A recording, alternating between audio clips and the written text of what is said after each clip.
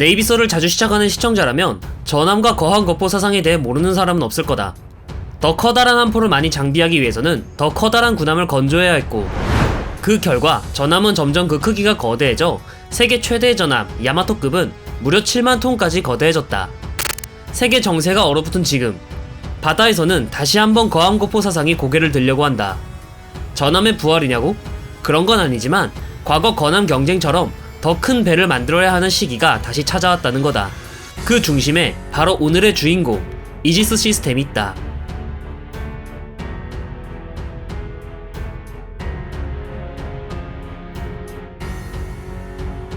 2차 세계대전 당시 해전의 패러다임은 대수상 전투에서 대공교전으로 바뀌는 격변의 시대라고 해도 과언이 아니었다. 파리마냥 힘없이 날아다녔던 항공기가 강철을 두르고 100km 이상 되는 거리를 날아 폭탄을 배달했으니 말이다. 그래서 대서양과 태평양 막론하고 제공권이 무엇보다 중요했고, 제공권을 확보하면 전진하고 제공권을 상실하면 후퇴했다. 이러다 보니 항공모함을 지키는 호위함들의 제1목표는 적 항공기 격추 능력, 다시 말해 대공교전 능력이었다. 2차 대전 당시의 대공교전은 항공기가 접근하는 경로에 탄막을 형성해 격추시키는 방식이었기에 대공포가 많은 군함일수록 더 뛰어난 대공교전 능력을 자랑했다. 그걸 잘 알던 미국은 함종 불문하고 항구에 수리를 하러 들어온 군함들에게 틈만 나면 대공포를 업그레이드했다. 하지만 2차 대전이 끝나고 본격적으로 나타난 제트기는 음속 이상의 속도를 낼 수 있었고 더 높은 고도로 비행할 수 있게 되면서 대공포 따위로 격추하기는 더 힘들어졌다.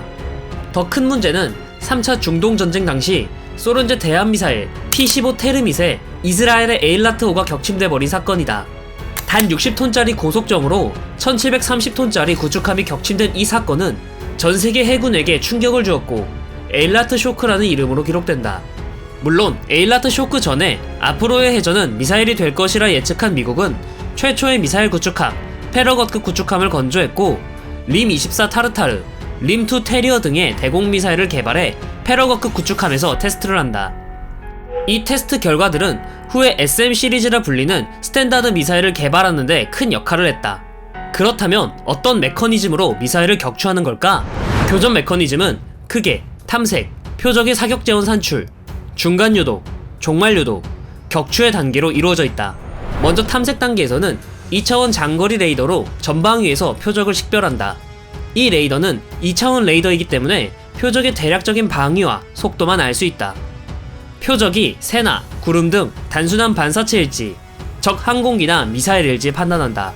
후자로 판단이 되면 3차원 대공 레이더를 통해 표적의 고도와 속도, 방위 등의 정확한 사격 재원을 산출한다. 중간 유도는 표적의 사격 재원이 산출되면 산출된 방향으로 대공 미사일을 발사하고 대공 미사일이 목표에 근접할 때까지 3차원 레이더가 유도한다. 종말 유도는 대공 미사일이 충분히 표적에 근접하면 더더욱 자세한 표적 정보와 예상 격추 지점을 가이드하고 마침내 요격에 성공한다. 미사일 하나를 요격하기 위해 총 3개의 레이더를 복잡하게 사용하는데 이렇게 복잡한 이유는 파동의 특성 때문이다. 파동은 에너지가 같다면 주파수가 높으면 높을수록 파장의 범위는 짧고 반대로 주파수가 낮으면 파장의 범위는 넓다. 이를 군사적으로 표현하면 같은 에너지일 때 분해능이 높으면 높을수록 탐지 범위는 짧고 반대로 분해능이 낮으면 탐지 범위는 넓어진다는 거다. 그래서 다양한 주파수를 낼 수 있는 레이더를 사용해야 탐지 범위는 넓히면서 분해능도 높일 수 있다. 문제는 중간 유도 과정이다. 미사일이 발사되고 요격할 때까지 과정 중 가장 긴 과정인데 기계식 3차원 레이더는 중간 유도를 위해 표적을 계속 바라봐야 하며 종말 유도 단계에 넘어가기 전에 다른 곳을 바라보게 되면 미사일은 더 이상 유도되지 못하고 표적을 격추하지 못한다. 이때 만약 새로운 표적이 나타나도 이 3차원 레이더는 대응할 수가 없다. 즉, 대량의 미사일이 날아들어온다면 제대로 대항하기 힘들다는 문제점이 있다. 소련은 미 함대가 감당할 수 있는 것보다 더 많은 미사일을 발사해 피해를 입히는 전술을 택했는데 이것을 미사일 포화 전술이라고 불렀다. 미국은 소련의 위협에 대응하기 위해 동시 교전 능력을 향상시킬 새로운 시스템이 필요했다. 그렇다면 어떻게 하면 동시 교전 능력을 높일 수 있을까? 이 문제를 해결하기 위해서는 기존 시스템의 한계를 명확하게 알 필요가 있고 이지스 시스템의 핵심 장비 중 하나인 스파이1 레이더가 무엇이고 이게 어떻게 게임 체인저가 되었는지 알 필요가 있다. 레이더란 전파를 쏴 되돌아오는 반사파를 측정하여 대상을 탐지하고 그 방향, 거리, 속도 등을 파악하는 정보 시스템을 말한다. 그러나 전파를 별다른 장비 없이 그냥 발사하면 사방으로 퍼져나가기 때문에 특정 방향으로 발사할 수 있는 장치가 필요하다. 그래서 오목 거울용 반사판을 설치해 특정 방향으로 전파를 모은 다음 회전시켜 사방을 탐색한다. 오늘날 우리가 레이더를 떠올리면 빙글빙글 돌아가는 모습을 떠올리는 이유가 이 때문이다. 그런데 특정 방향으로 전파를 지향시킨다는 것은 다른 방향은 아예 볼 수가 없는 음영지역이 발생한다는 뜻이다. 적 미사일이 날아오면 그 방향으로만 집중 조사해 고도와 속도와 방위를 정확하게 알아내야 요격할 수 있다. 이 때문에 만일 음영지역에 미사일이 더 날아온다면 방어하는 측은 이걸 전혀 파악할 수가 없다. 미사일도 점점 발전해 단순히 직진만 하는 게 아닌 경로와 고도 설정을 통해 레이더 음영지역을 정확하게 노려 명중률을 높이는 것도 가능해졌다. 스파이원 레이더는 이런 음영지역 없이 전방위를 탐지 및 유도가 가능한 레이더다. 스파이 레이더는 전파 송신부 소자가 하나하나씩 존재하며 이 소자들의 전파를 시간차를 두어 방사해 파장 간 간섭과 상세로 내가 원하는 방향의 파장을 보낼 수 있다.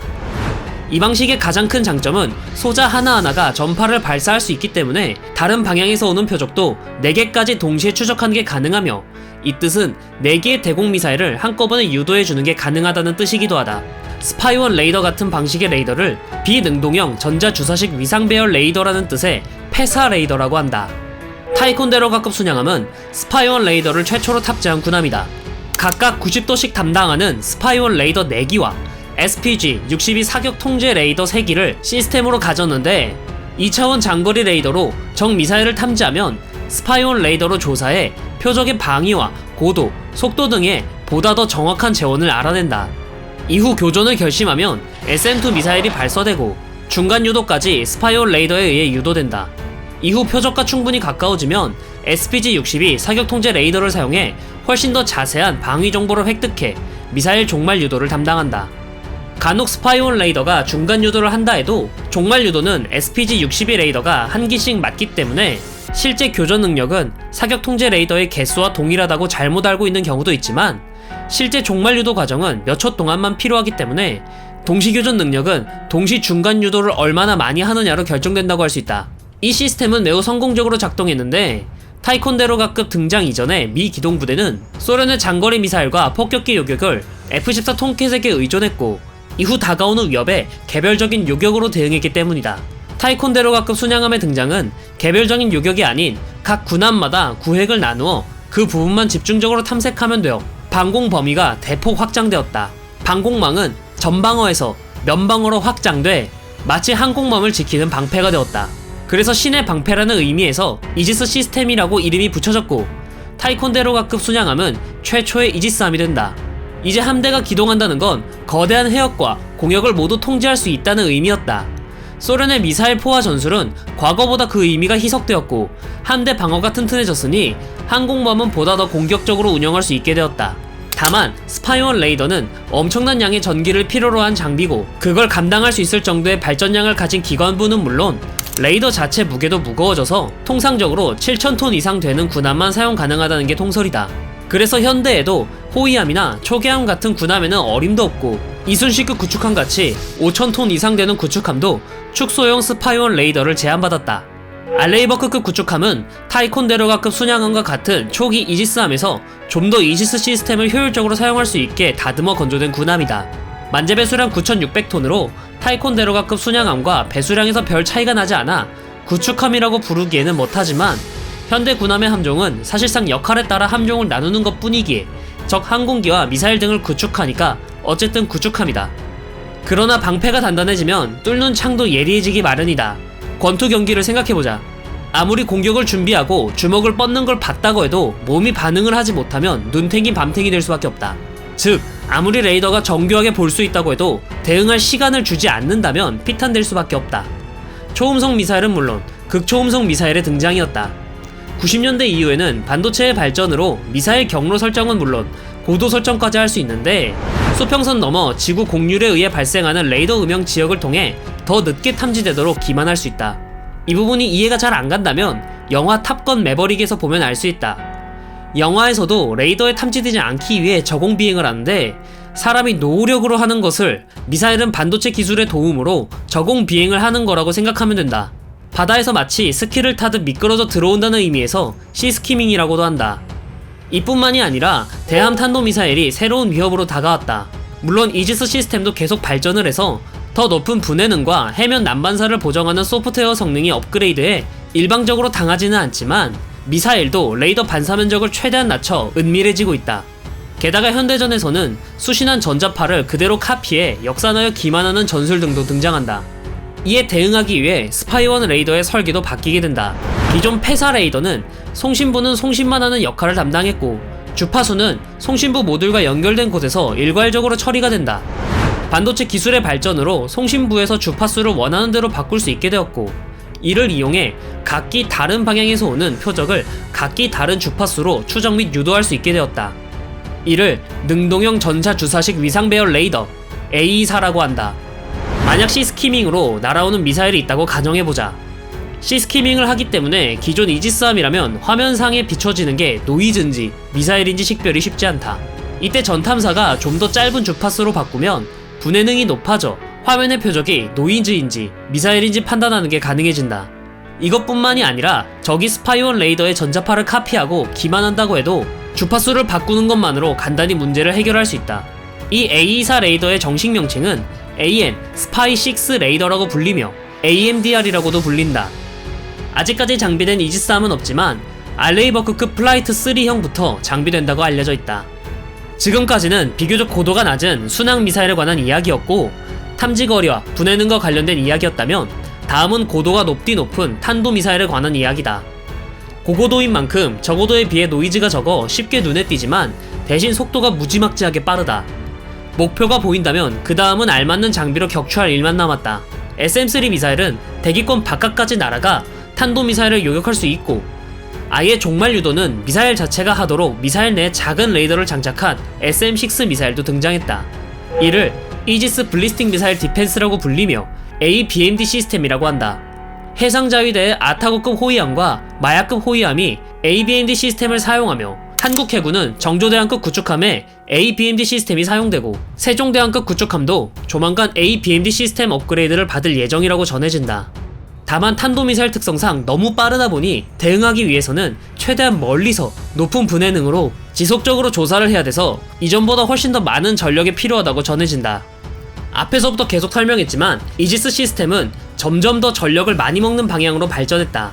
이유는 앞서 말했듯 같은 에너지일 때 레이더의 주파수, 그러니까 분해능이 높으면 높을수록 탐지할 수 있는 거리가 줄어들기 때문에 이 거리를 늘리기 위해서는 보다 많은 에너지, 보다 많은 전력이 필요하기 때문이다. 추진기관의 혁신적인 변화가 없는 이상 발전량을 높이기 위해서는 더 많은 발전기가 필요하고 이는 부피와 무게가 증가할 수밖에 없다. 더 강력한 방공망을 갖추기 위해서는 더 커다란 군함이 필요하다는 거다. 이는 마치 거대한 함포를 장비하기 위해 더더욱 커진 전함과 같은 양상이다. 실제로 이지스 시스템과 유사한 시스템을 사용하는 나라도 점점 배수량이 커져가고 있다. 물론 이지스함의 스파이1 레이더에만 의존하는 것보다 협동 교전 능력을 통해 주변 감시 자산과 네트워크전을 수행하는 게 장기적으로 더 효율적이긴 하지만 그렇다 해도 소형 드론과 같은 물체는 기존 레이더로 탐지가 어려운 작은 물체들까지 탐지하기 위해서는 더 좋은 분해능으로 먼 거리를 탐지해야 하기 때문에 선체 대형화는 필연적일 수밖에 없다. 점점 더 많은 나라와 함정들이 이지스 시스템 혹은 그에 준하는 방공 시스템을 갖추며 해상에서 대립하고 있다. 어쩌면 미래에는 3만 톤짜리 세종대왕급 이지스함, 5만 톤짜리 정조대왕급 이지스함 등이 나타나는 게 아닐까?